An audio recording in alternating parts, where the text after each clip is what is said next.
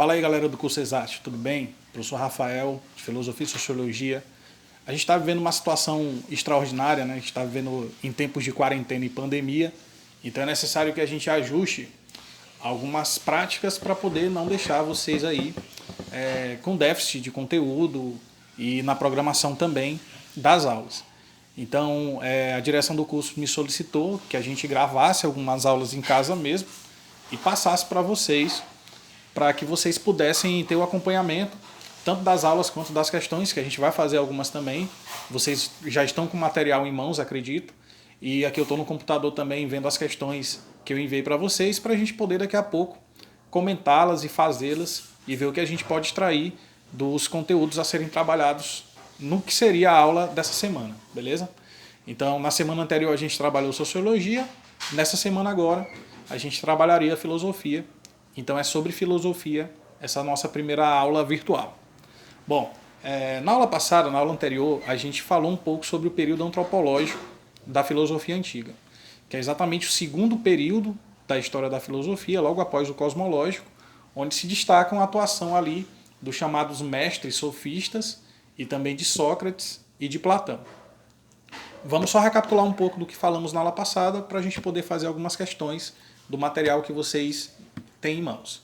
Bom, na aula anterior a gente falou sobre todo o contexto histórico e também cultural da Grécia Antiga entre o século IV e o século III, sobretudo na cidade de Atenas, que passa a ser uma espécie de polo de referência da intelectualidade nessa civilização antiga, que é a Grécia. Então muitos dos pensadores ou são atenienses ou viviam nos círculos intelectuais de Atenas, como é o caso de Hípias, como é o caso de Protágoras, como é o caso também de Xenófanes, Sócrates, que eram moradores de Atenas também, cidadãos atenienses. Então Atenas passa a ser uma espécie de referência, né? Uma espécie ali de centro da intelectualidade na antiguidade. Então grande parte da vida intelectual e da produção intelectual gira em torno da cidade de Atenas. Então, dito isso, devemos lembrar que Atenas, desde o século VI, era uma cidade democrática. Inclusive a democracia, como regime de governo, é uma invenção ateniense desde o período governado por Clístenes. Então, os cidadãos atenienses eles tinham a característica de ter a isegoria e a isonomia como direitos, né? Ou seja, a igualdade de participação nas assembleias através da fala, do discurso, e também o princípio de igualdade perante as normas e leis da cidade. Então, baseado nesse modelo político, que é a democracia, construiu-se uma sociedade onde a prática do discurso, do diálogo, do debate das ideias era uma prática cotidiana, era uma prática do espaço da vida pública, da ágora, entre os cidadãos atenienses. Sempre lembrando que Atenas é um modelo de sociedade escravista, né? Então a economia era praticamente conduzida pelo trabalho escravo, o que acabava sobrando um tempo livre para o cidadão, para o homem livre se dedicar às atividades que não eram laborais, como a política, a filosofia, as artes, a música, por exemplo. Então grande parte dessa prosperidade política de Atenas se deve ao regime escravista, inclusive, né? Se deve a esse ócio, esse tempo ocioso que o cidadão, que o homem livre tinha para se dedicar a essas outras atividades que não eram diretamente ligadas à produção. Dito isso, a filosofia passa por um momento ali de extrema relevância e de mudança de perspectiva a partir desse período, que é o período antropológico. Inclusive as características são diversas em relação ao período anterior, que é o período pré-socrático ou cosmológico. A principal preocupação dos filósofos a partir desse momento passa a ser relativa às questões humanas, passa a ser relativa às práticas da vida humana na polis, na cidade, na sociedade. Então temas como ética, cidadania, política, eles ganham protagonismo, onde antes eram protagonistas os temas relativos à natureza e à cosmologia. Existe o que a gente chama de uma guinada de visão, uma mudança de objeto de estudo que deixa de ser o cosmos e a natureza e passa a ser as relações humanas em sociedade. Por isso o nome do período é antropológico. Lembre-se que antropo em grego significa ser humano. E lógico vem de logia, que é estudo.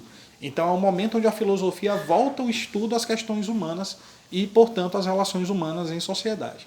É nesse momento que a atuação dos sofistas, como a gente viu na aula anterior, ela se torna extremamente importante. para a expansão do conhecimento filosófico e também para a consolidação do ideal democrático em Atenas. Apesar que muitas vezes a gente vê no sofista um vilão. A gente vê essa palavra até com uma conotação que é negativa, como se fosse até uma ofensa ou um xingamento.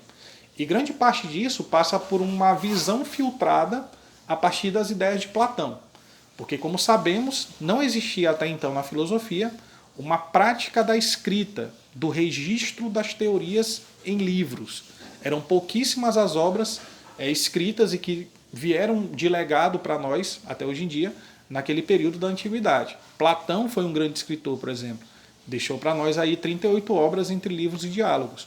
Só que os sofistas não eram escritores, assim também como os pré-socráticos e o próprio Sócrates.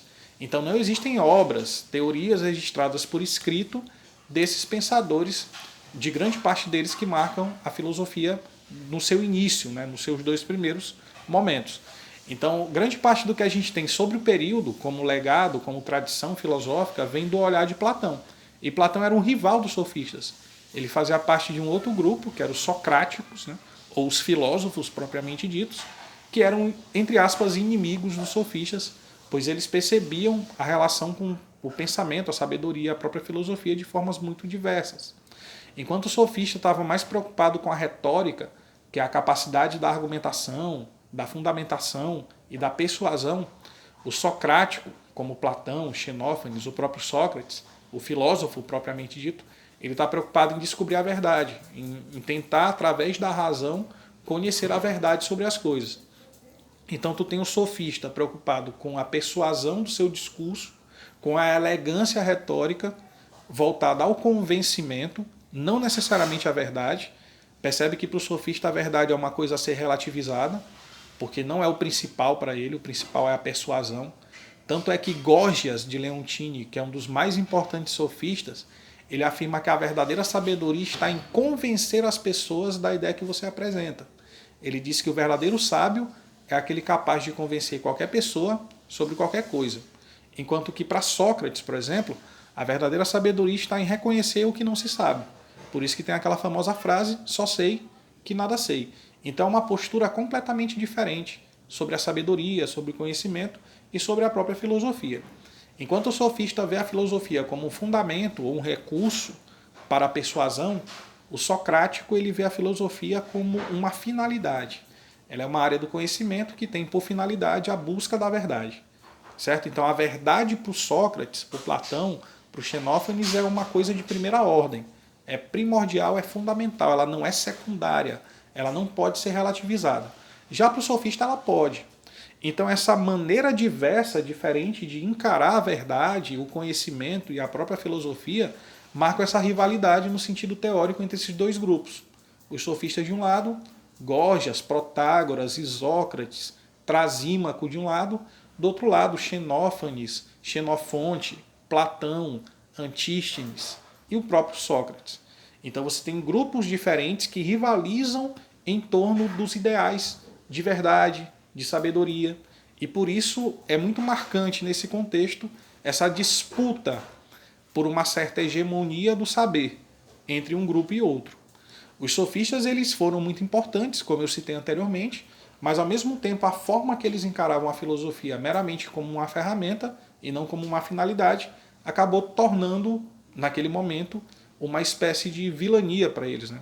Acabou os tornando como se fossem vilões e os socráticos, os mocinhos, os bons moços da história, pelo menos assim a tradição filosófica nos conta. Então, do outro lado, com Sócrates e Platão principalmente, a gente tem uma filosofia que tem uma finalidade. E a finalidade dela é a busca pelo conhecimento verdadeiro. A partir de quê? A partir daquilo que Sócrates fala que é a maiêutica. Maiêutica em grego significa parto, dar à luz.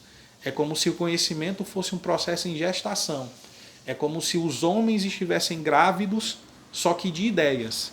E eles precisam gestar essas ideias para finalmente produzir o conhecimento. Daí a importância do diálogo, daí a importância da troca de ideias que existe entre os socráticos. Beleza? Sobretudo Sócrates, principalmente ele. Tanto é que o nome do período é socrático. Né? É o período que divide ali a filosofia entre antes de Sócrates e a partir daquele momento até a filosofia atual. Então Então Sócrates, sem dúvida nenhuma, é o nome de maior relevância da filosofia como um todo, principalmente daquele momento ali da antiguidade. E ele deixou para nós esse legado, essa tradição do diálogo, de construir o conhecimento de maneira maiêutica, portanto gestacionada, através daquilo que vulgarmente se chama de método socrático de conhecimento, que não chega nem a ser um método propriamente dito, mas é muito mais um exercício de conhecimento, que seria a maiêutica. E aí o Platão, para completar essa tradição, né, do período antropológico, ele vai ser o grande teórico da antiguidade. Ele deixou, como eu falei, 38 obras entre livros e diálogos. E a gente percebe uma certa inquietação em Platão de tentar dar algumas respostas para as perguntas que Sócrates havia apresentado anteriormente. Então, Sócrates ele não é o cara que vai te responder as coisas. Pelo contrário, ele é ali o filósofo que vai te fazer se questionar sobre aquilo que você pensa que você sabe. Então, ele é muito mais voltado ao questionamento, à criticidade sobre o conhecimento, do que propriamente a alguém que vai te dar algum tipo de resposta ou caminho a seguir. Certo? Então, ele tem essa característica. Ele é o tipo de pessoa que, se você chegar com uma dúvida para ela, você sai com 10. Ele é o tipo de pessoas que você vai dar bom dia, ele vai te responder o que é bom. Né? Então ele vai fazer com que você critique ou ponha em xeque, em questionamento, aquela certeza que você pensa ter. Mas ele não vai te dar um caminho necessariamente ou uma resposta definitiva para que você solucione a sua dúvida, a sua questão, o seu problema intelectual.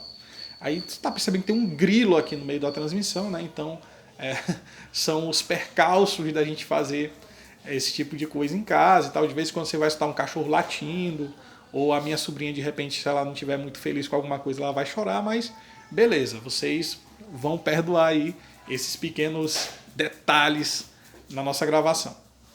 Enfim, e aí, dito isso, né, o Platão ele vai se tornar o grande teórico mesmo do período antigo, do período clássico. A principal obra do Platão é o livro A República, que é um livro escrito imediatamente após a condenação e morte de Sócrates, que é o seu grande mestre. Então ele não está muito satisfeito, ele não está muito feliz com a forma como Sócrates foi julgado no tribunal de Atenas. Né? Lembre-se que Sócrates ele foi condenado pelo Tribunal Democrático Ateniense e tinha 3 acusações contra ele, formuladas por Meleto, que era um cidadão muito influente em Atenas e inimigo de Sócrates também. Meleto o acusava de corromper a juventude com suas ideias, de descumprir as leis da cidade de Atenas e de desacreditar nos deuses que existiam ali naquela sociedade. São acusações que o Sócrates rebate no seu julgamento, de maneira brilhante, inclusive, mas na democracia vence o voto da maioria e a maioria do tribunal acabou decidindo que ele era culpado daquelas acusações, e uma das condenações que existiam na antiguidade era a morte por envenenamento. Ele acata a decisão, ele poderia negar a filosofia dele, poderia negar as ideias dele e sair ileso e ser perdoado, mas ele prefere morrer convicto de que suas ideias eram corretas. Então, por isso, ele aceita a condenação por envenenamento. E a gente sabe, né, ele toma um veneno chamado cicuta, de ação rápida, e assim acaba a passagem de Sócrates aqui pelo nosso plano, né, digamos assim. E o Platão está muito chateado com isso, né, ele está muito chateado com esse julgamento, que foi injusto, né? E então, o vigia está apitando aí, também concorda com a gente. E ele escreve essa obra imediatamente após a morte do seu mestre, e ele está muito chateado com a democracia ateniense. Então, A República é um livro antidemocrata. Não é um livro que defende o modelo democrático, mas, pelo contrário, ele propõe um novo modelo de governo chamado de sofocracia, que seria ali um governo não baseado na escolha ou na participação necessariamente dos cidadãos em geral, mas somente daqueles que estivessem aptos, que fossem competentes e tivessem inteligência suficiente para ocupar posições de governabilidade. Então, a sofocracia é uma espécie de aristocracia intelectual, onde apenas os mais inteligentes, os homens sábios, deveriam governar e não os cidadãos de forma geral. E aí ele estabelece uma sociedade dividida em 3 grupos, onde os filósofos governariam a cidade, por serem mais inteligentes e sábios, os guerreiros militares defenderiam suas fronteiras, e os homens comuns, comerciantes, artesãos, etc., agricultores, eles seriam ali a terceira classe, né, digamos assim, a terceira camada da sociedade. A gente também viu já isso em sala de aula. E por último, falamos sobre as teorias epistemológicas do Platão, né? As ideias que ele tem sobre conhecimento, que são apresentadas exatamente a partir da alegoria ou mito da caverna, onde ele pede que a gente imagine um conjunto de prisioneiros, um grupo de prisioneiros acorrentados dentro de uma caverna escura, voltados, né, para o fundo da caverna, onde o tempo todo eles sempre viram as sombras somente, mas nunca viram aquilo que são os objetos reais, que estão do lado de fora da caverna. E aí um desses prisioneiros, de alguma forma, ele consegue se desprender das correntes e consegue acessar o mundo exterior, o lado de fora da caverna, e percebe que ali estava a realidade, os objetos reais, e tudo que ele via dentro da caverna eram apenas sombras daqueles objetos. Então, a partir dessa alegoria, dessa narrativa, que muita gente chama até de mito da caverna, o Platão, ele estabelece essa distinção entre aquilo que é o mundo sensível, o mundo da sensibilidade, e o mundo racional, que é o mundo inteligível, que seria o lado de fora da caverna. Então tu percebe que quando o prisioneiro se desgarra das correntes, né, que representam o senso comum, e ele consegue acessar o lado de fora, ele finalmente descobre a realidade. Então a realidade não está dentro da caverna, não está naquilo que é visível, perceptível, sensível, mas está naquilo que é racional, no campo iluminado das ideias, que é o lado de fora da caverna. Então, a partir dessa dualidade entre dentro da caverna e fora da caverna, entre escuridão e luz, entre sensibilidade e razão, o Platão constrói a sua teoria do conhecimento, que na verdade não é nenhuma coisa tão nova assim. Lembre-se que antes de Platão, bem antes dele, Parmênides, na filosofia eleática, já havia nos dito que o conhecimento ele tem essa dupla fonte, a sensação e também a racionalidade. Então o que Platão faz é pegar essa ideia que já existia na filosofia eleática e transformar isso numa doutrina, ou seja, numa teoria de fato, e sistematizar essa dualidade, razão e sensação, e transformá-la na chamada doutrina das ideias de Platão. Beleza? Então ele melhora essa teoria que já havia em Parmênides, tanto é que tem uma questão do Enem de 2014 que traz essa relação, que traça essa relação entre a teoria eleática de Parmênides e a teoria clássica de Platão. A gente vai até fazê-la no material. E a partir disso, o Platão constrói toda a sua percepção epistemológica de teoria do conhecimento em cima dessa dualidade entre aquilo que é a aparência e aquilo que é a essência, entre aquilo que é a sensibilidade e aquilo que é a racionalidade. E aí tu percebes que dentro da caverna, ou seja, no mundo sensível, o que os prisioneiros viam eram as sombras, não eram os objetos. É como se as sombras fossem meramente cópias imperfeitas, fossem projeções dos objetos reais que estão fora da caverna. Então é como se no mundo sensível, o que a gente percebe na verdade não é a realidade, mas é uma sombra do que é real. É uma projeção da realidade. Porque a realidade existe no domínio das ideias, que é o lado de fora da caverna, que é o lado iluminado pela luz da razão, das ideias, do pensamento. Então é nesse lado de fora, é no lado da luz que está a realidade. E essa luz ela é representativa da razão, ela é representativa das ideias. Então é no mundo das ideias, é no campo das ideias que está a realidade. Existe, por exemplo, a ideia do belo, a ideia do justo, a ideia do bem. Essas ideias, elas existem de forma perfeita enquanto ideia. Quando eu olho alguém que é bonito, uma pessoa cuja a estética para mim é agradável e eu a julgo como alguém que é belo ou bela, essa pessoa ela não é a beleza.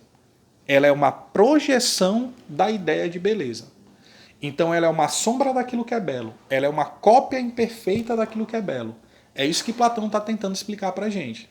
Que a realidade existe como ideia. E aquilo que a gente vê, aquilo que a gente percebe são apenas sombras das ideias que são reais. Então se tem uma ideia de felicidade. Alguns momentos da nossa vida são extremamente felizes. Como, por exemplo, daqui a pouco vocês vão ser aprovados no vestibular. Isso é um momento muito feliz. Só que esse momento não é a felicidade. Ele é uma sombra da felicidade. Ele é um momento onde você vai sentir a felicidade como projeção, como uma cópia imperfeita do que ela realmente representa. você tem a ideia de bondade ou de justiça, por exemplo. A ideia de bondade ou justiça, elas nos faz avaliar as ações como bondosas ou justas. Então, quando eu vejo alguém ajudando uma pessoa que necessita, aquilo não é a bondade. Aquilo é uma sombra da bondade. É uma projeção da ideia do que é o bem. Porque o bem, no sentido perfeito, ele existe apenas como ideia. Assim como a felicidade, assim como a justiça, assim como a beleza também. Então aquilo que a gente olha, aquilo que a gente percebe, é meramente uma projeção dessas ideias e por isso é meramente a aparência daquilo que é essencial. É como se a ideia do bem fosse a essência e a atitude bondosa fosse a aparência. É como se a ideia do belo fosse uma essência e uma pessoa bela fosse a aparência relativa àquela ideia. Ou seja, uma sombra, uma projeção, uma cópia imperfeita do real. Então, em cima dessa dualidade, dessa dicotomia, Platão constrói a sua teoria do conhecimento, que se fundamenta inclusive na ideia de que a alma e o corpo, eles têm origens diferentes. Lembra que quando a gente fala em alma na filosofia, a gente está falando sobre consciência, principalmente na filosofia antiga. É diferente da ideia de alma enquanto espírito, a partir da filosofia medieval. Então, para os antigos, sobretudo para os gregos, essa ideia de alma está relativa à consciência do cidadão, do indivíduo. Então, essa alma consciente, ela existe de forma anterior ao corpo. Ele acredita que a consciência ela tem uma existência pré-corpórea. E a partir do momento que nós somos corpo, essa consciência adentra em nós, corpo, matéria, e se degenera. Então ela forma três almas diferentes. Ela se secciona. Passa a existir a alma superior, que é a razão, a alma inferior, que corresponde às paixões, chamada de alma irascível, e a alma concupiscente, que é a alma dos desejos. Então todo ser humano, ele é razão, paixão e desejo. Sendo que a paixão e o desejo são almas inferiores. Elas são degeneradas. Elas são fruto da degeneração da alma superior quando adentrou ao corpo. E essa alma superior é a consciência. Então a ideia de Platão é que o que é superior deve dominar o que é inferior. Então a consciência deve dominar as paixões e os desejos para que a gente possa agir bem. Se eu me deixo levar pelos desejos ou paixões, fatalmente eu vou me arrepender. Então, fatalmente, eu vou tomar uma atitude da qual futuramente eu não vou me orgulhar, eu vou me arrepender, eu vou querer não ter feito. Então, por isso que a vida racional, ou a vida iluminada, já que a luz ela representa essa ideia de razão, é a vida consciente. É a vida das ações refletidas. É a vida onde a alma superior consegue estabelecer o predomínio sobre aquilo que o corpo urge como necessidade. Os desejos, os instintos e as paixões. E toda a base da filosofia moral do Ocidente se constrói a partir daí. Da ideia de que existe algo que é superior, que pode ser a alma, pode ser a consciência, pode ser o espírito, que domina algo que é inferior, que é sempre relativo ao corpo. Se você pega, por exemplo, o ideal de moral da religião, tanto do judaísmo quanto do cristianismo, que são as religiões mais influentes no mundo ocidental, elas também se constroem a partir dessa perspectiva dual, essa perspectiva dicotômica, entre o bem e o mal, o céu e o inferno, Deus e o diabo, o certo e o errado, o justo e o injusto. É essa mesma lógica que Platão utiliza na sua filosofia moral. Existe aquilo que é superior e inferior, o consciente e a paixão, o corpo e a alma. Então essa base dualista da moral, ela existe desde Platão. E ela se perpetua também a partir da expansão religiosa. Lembre-se que Platão vive 4 séculos antes do cristianismo, né? E 9 séculos antes da oficialização do cristianismo como religião oficial na Europa. Mas a forma de pensamento sobre a moralidade ela é muito parecida. Ela é baseada numa dicotomia sempre entre o bem e o mal, o certo e o errado, o justo e o injusto, daí por diante. Então são caminhos que traçam-se paralelamente e eles não se interligam, eles não se cruzam. Então se uma coisa não é boa, ela é má. Se ela não é justa, ela é injusta. Se ela não é certa, ela é errada. E assim se constrói toda a moral ocidental. Toda a tradição da moral do Ocidente ela vem dessa lógica que é uma lógica dualista. Ou é uma coisa ou é outra coisa. Existem outras civilizações, outras culturas onde isso não acontece.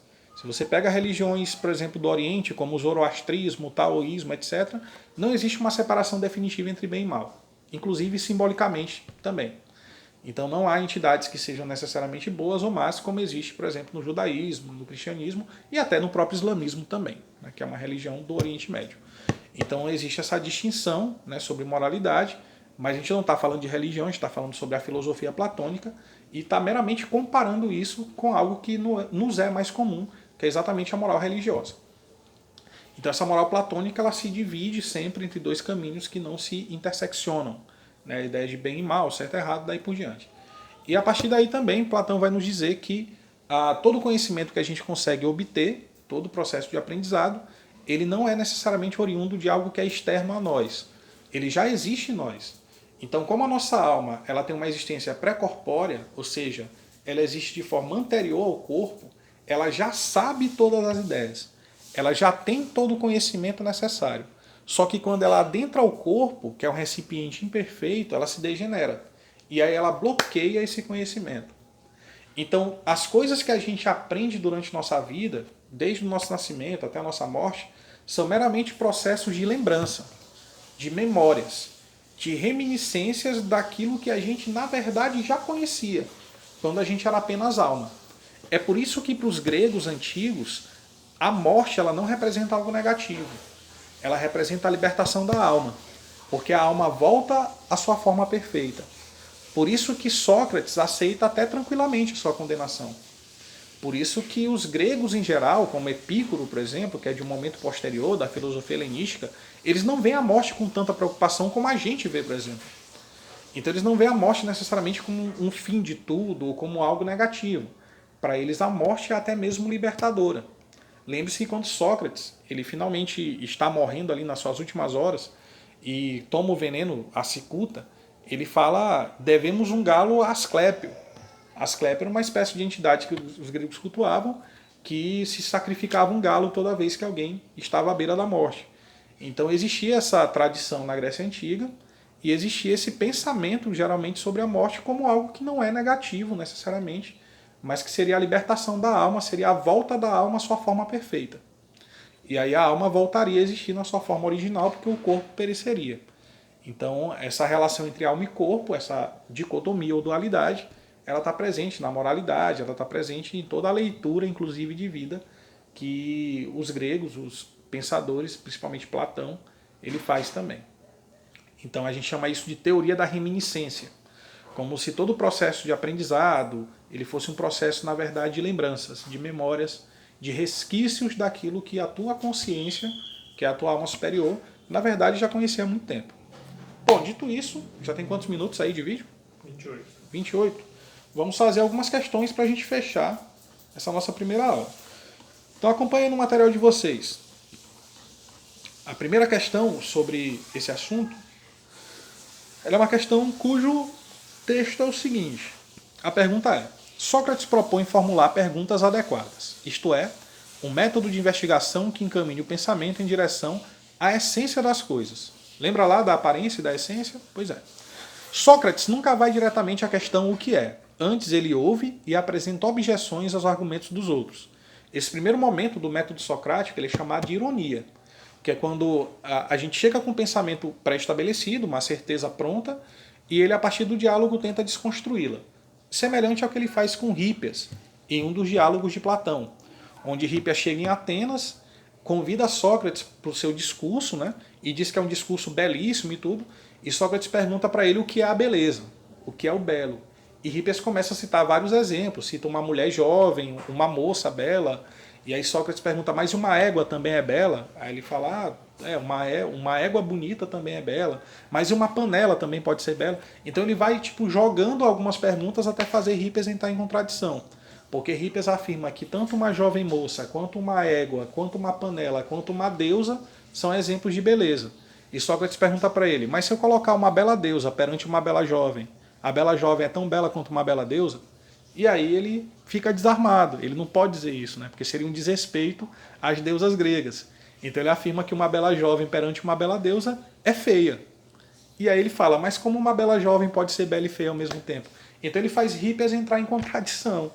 E é exatamente essa contradição que marca a ironia socrática. Essa primeira fase do método.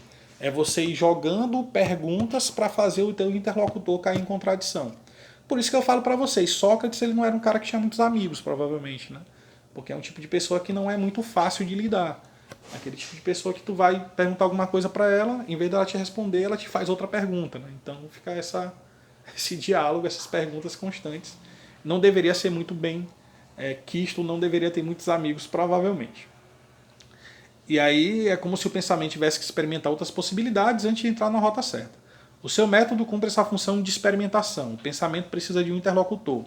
Então, se precisa de um interlocutor, ele não pode ser construído individualmente. Lembra disso, tá?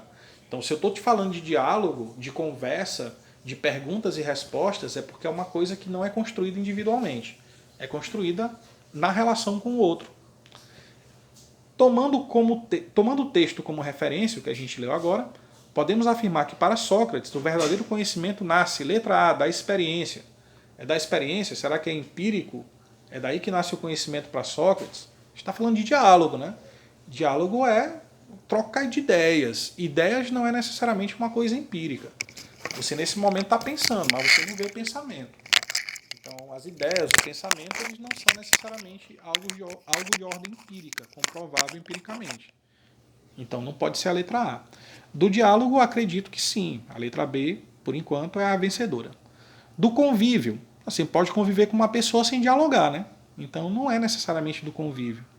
Da argumentação, você pode construir uma redação e apresentar argumentações para determinado tema. Não quer dizer que você está dialogando. Você está ali sozinho fazendo a sua prova. Da investigação também pode ser uma coisa individual. Então a única opção dessas aí que contempla o que foi lido na questão é a letra B de bola. Beleza? Acredito que essa aí foi bem fácil. Vocês não vão ficar com dúvida não. Mas se tiverem depois, podem mandar para mim. Segunda. Sócrates foi considerado um dos maiores sábios da humanidade, porém nada deixou escrito. Não existe livro de Sócrates, tá? Então, se alguém te falar que já leu um monte de livro de Sócrates, você já sabe que a pessoa está mentindo. Através dos escritos de seus discípulos, principalmente Platão, conhecemos algumas de suas frases e teorias. Uma das frases de Sócrates mais citadas é "só sei que nada sei". Falamos ainda há pouco sobre ela. Tal afirmação expressa que, letra A verdadeira filosofia encontra-se na physis. Epa, o que é physis?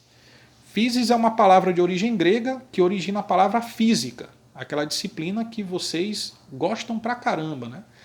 E ela significa natureza em grego, né? Então a física é o estudo das leis da natureza, por isso que o nome é física. Sócrates está preocupado com física, com natureza? Não, né? Isso é uma preocupação que faz parte do período pré-socrático. Então a letra A a gente já pode descartar para não perder tempo. A verdade não está ao alcance dos seres humanos. Aí Sócrates seria um cético. E ele não é cético, ele acredita que a verdade ela seja possível através da racionalidade.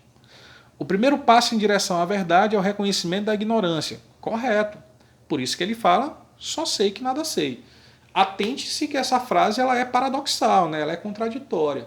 Quando você fala que só sabe que nada sabe, pelo menos isso você sabe. Então já não é nada, já é alguma coisa. Mas esquece o paradoxo e foca naquilo que ela representa. A letra C, por enquanto, é a nossa opção correta. A aquisição do conhecimento se dá por meio da retórica. Opa, retórica é uma característica do sofista e não de Sócrates. Os sofistas utilizam esse discurso elegante, né? Esse discurso persuasivo que a gente chama de retórica. Mas os socráticos não estão preocupados com isso, não. A filosofia deve ser utilizada como meio de persuasão, mais uma vez. Isso é uma característica do outro grupo, que são os sofistas e não os socráticos. Então a gente fica com a letra C de casa na segunda questão. Vamos para a terceira. Isso é só para dar um suspense. Na Grécia Antiga, o filósofo Sócrates ficou famoso por interpelar os transeuntes e fazer perguntas aos que se achavam conhecedores de determinado assunto. Mas durante o diálogo, Sócrates colocava o interlocutor em situação delicada. Lembra que eu te falei ainda há pouco da ironia? É exatamente isso. Levando a reconhecer sua própria ignorância. Em virtude de sua atuação, Sócrates acabou sendo condenado à morte, sob a acusação de corromper a juventude, desobedecer às leis de Atenas e desrespeitar valores religiosos. Considerando essas informações sobre a vida de Sócrates, assim como a forma pela qual seu pensamento foi transmitido, pode-se afirmar que sua filosofia, a letra A, Transmitia conhecimentos de natureza científica. A gente pode dizer que Sócrates era um cientista? Errado. Sócrates é um filósofo na acepção da palavra, naquilo que realmente significa a palavra filósofo, que vem de filo, amor, sofia, sabedoria. Ele era um amante da sabedoria. Era alguém que constantemente buscava o saber, mas não necessariamente o saber científico, beleza? Mas muito mais o saber argumentativo, o saber lógico, portanto, o saber filosófico. Baseava-se em uma contemplação passiva da realidade. Ao contemplar a realidade passivamente não adianta muita coisa, né? Então não é correta a letra B. Transmitia conhecimentos exclusivamente. Tomem sempre cuidado com essas palavras que fecham muito. Exclusivamente, somente. Geralmente está errado. Transmitiam conhecimentos exclusivamente sob a forma escrita. Falso. Acabei de falar para você que Sócrates não deixou nenhuma obra escrita. Ficou consagrada sob a forma de diálogos. Aí sim, posteriormente redigidos pelo filósofo Platão. Correto. Grande parte do que a gente conhece sobre Sócrates, a gente conhece através dos diálogos de Platão, das obras de Platão. Muita gente até acreditava durante algum tempo que Sócrates nem existiu, que ele era meramente um personagem, uma personagem inventada por Platão para falar algumas coisas que Platão de repente não se sentia tão à vontade para escrever. Mas obviamente isso é fake news, isso é meramente teoria da conspiração. Sócrates ele existiu sim, inclusive ele lutou no exército ateniense na Guerra do Peloponeso contra Esparta. Ele foi casado 2 vezes com a sua segunda esposa Xantipas. Ele teve 4 filhos e foi amante do general Alcebiades também, né? Essas relações eram muito comuns lá nas civilizações antigas. Letra E. Procurava transmitir às pessoas conhecimentos de natureza mitológica. Aí não, porque mito é uma coisa, filosofia é outra, né? Então a gente fica mesmo com a letra D de dado na terceira questão. Também é uma questão relativamente simples. Vamos para a quarta questão, que não é mais sobre Sócrates, agora é sobre um sofista chamado Protágoras. Protágoras é considerado um dos mais célebres e ilustres sofistas do período clássico, um dos responsáveis pelo caráter antropológico e antropocêntrico. Aí você vai grifar isso daí no seu material. Antropológico e antropocêntrico da filosofia neste período antigo. Bom, se o caráter antropológico e antropocêntrico, lembra-se que antropo significa homem, ser humano. Antropológico é o estudo do homem. Antropocêntrico é a perspectiva intelectual que coloca o homem como centro, ou seja, como a referência do conhecimento. Beleza? Dito isso, o que tem mais a ver com essa ideia do Protágoras, de um caráter antropológico e antropocêntrico da filosofia? Areté, que significa virtude em grego, encontrava-se no interior de cada um. Ele não está falando sobre virtude, ele está falando sobre referência, homem, conhecimento. O homem é a medida de todas as coisas. É exatamente isso que simboliza o antropocentrismo. O homem, não a natureza, não Deus, não o universo, mas o ser humano é a medida de todas as coisas. Por enquanto a letra B é a correta. O homem é livre mesmo sendo escravo. É até estranho isso aí, né? Mas não tem nada a ver com o pensamento do Protágoras. A ironia é parte indispensável da busca pela verdade. Isso é Sócrates. Lembra que o método socrático tem 2 fases, a ironia e a maiêutica. O homem deve ser um andarilho e viver sem objetivos. Quem nos diz isso é um pensador do século XIX, o alemão